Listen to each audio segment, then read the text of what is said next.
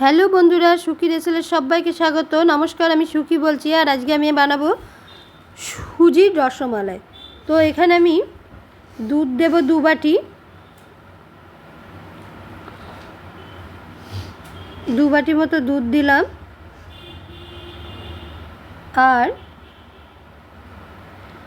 সুজি দিলাম, এটা ওই 1 বাটিরই মাপের আছে।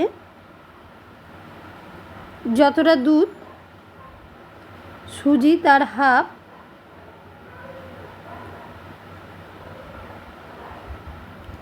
এবার এটাকে একটু নাড়িয়ে নিলাম সুজিটা যাতে না লেগে যায়। আর 1 বাটি চিনিও দিলাম। এবার 3টেকে একসাথে কড়াইয়ে নাড়াবো।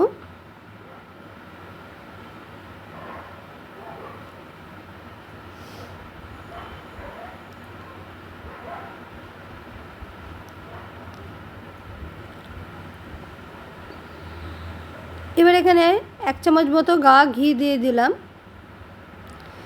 এবার সুজিটা একটু মাখা মাখা হয়ে এসছে। এটাকে একটু খুব শক্তও হবে না, আবার নরমও থাকবে না।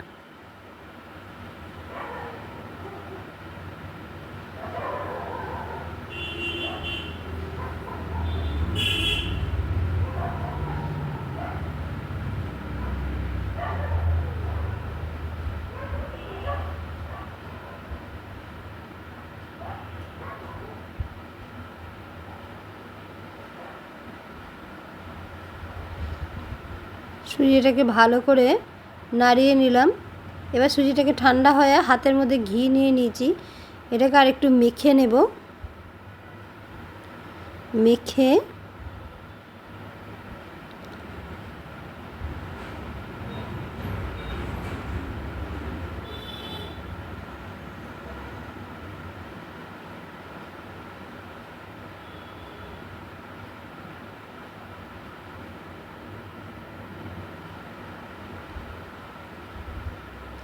এবার লম্বা লম্বা করে ছোট্ট ছোট্ট করে লেচি কেটে নেব।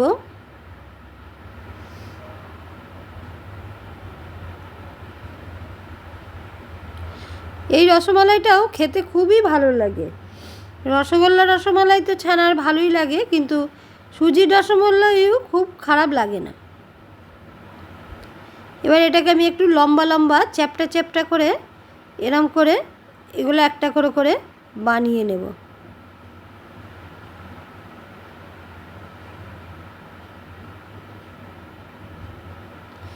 একটু লম্বাটে ভাব থাকবে।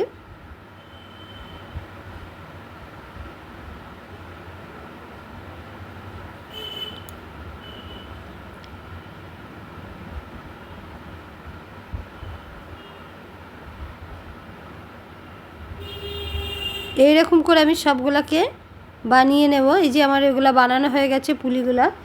এবার কড়াইয়ের মধ্যে দুধ গরম করব। দুধ দিয়ে দিলাম খানিকটা। দুধটাকে এবার ফুটতে দেব।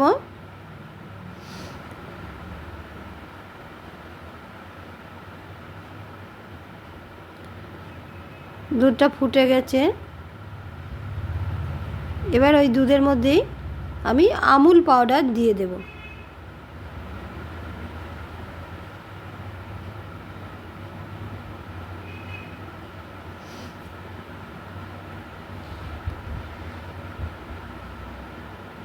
আমুল পাউডারটা দুধের মধ্যে দিয়ে দিলাম। এবার দুধটাকে আবার একটু ফোটাবো।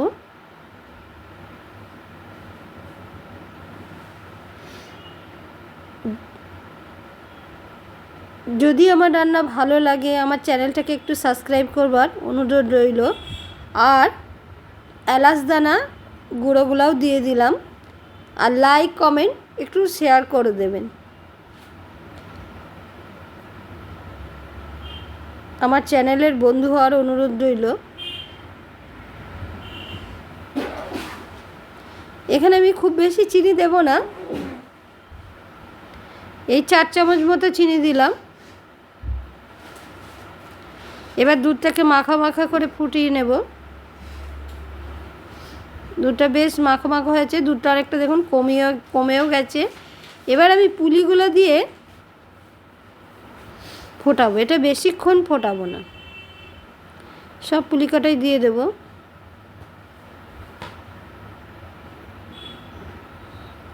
সুজির পুলিগুলো দিয়ে ফোটালাম।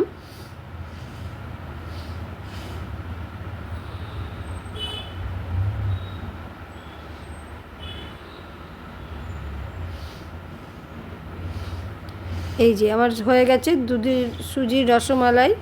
দেখতে কীরকম হয়েছে, যদি ভালো লাগে একবার বানিয়ে খাবেন, আর কেমন হয়েছে কমেন্ট করে জানাবেন।